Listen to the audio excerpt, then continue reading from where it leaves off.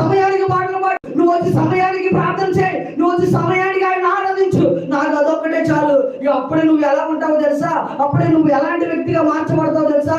జీవము గల సంఘములో ఒక మంచి విత్తనముగా, గొప్ప చెట్టుగా, ఏ పైన చెట్టుగా ఎత్తుగా ఎదగబడే వ్యక్తిగా మార్చబడతావు. హల్లెలూయా. విశ్వాసం అంటే ఏంటి? పుట్టుకతోనే విశ్వాసురాలి, పుట్టుకతోనే క్రైస్తవురాలి, పుట్టుకతోనే ప్రార్థన తెలిసిన దానివి, పుట్టుకతోనే దేవుడిని ఆరాధించడం తెలుసు. కాకపోతే నువ్వు ఎలా ఉన్నావంటే వినే మాటలే చెడ్డగా ఉంటున్నాయి. అవునా కాదా?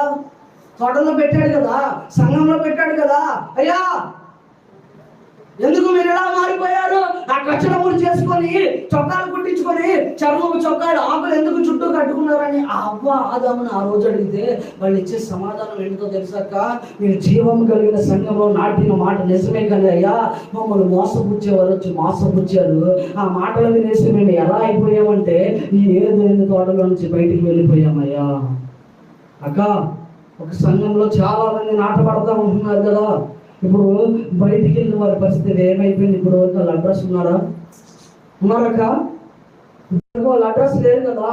ఒక సంఘంలో నాటబడ్డామనుకో, ఒక విత్తనంగా దేవుడు వేసాడని నీకు అర్థం.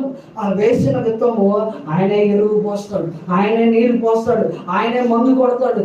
ఏది కొట్టినా కానీ నువ్వు అక్కడే స్థిరత్వం కలిగి ఏపుగా ఎత్తైన చెట్టులాగా, గొప్ప విశ్వాసులాగా అదే సంఘంలో స్థిరపడు. హల్లెలూయా. అదే సంఘంలో స్థిరపడాలి. ఇప్పుడు చెట్టు ఏపుగా ఎదిగింది. ఇప్పుడు మనకు దేవుడు ఇచ్చే సాక్ష్యం ఏంటంటే, మీరు నా కొరకు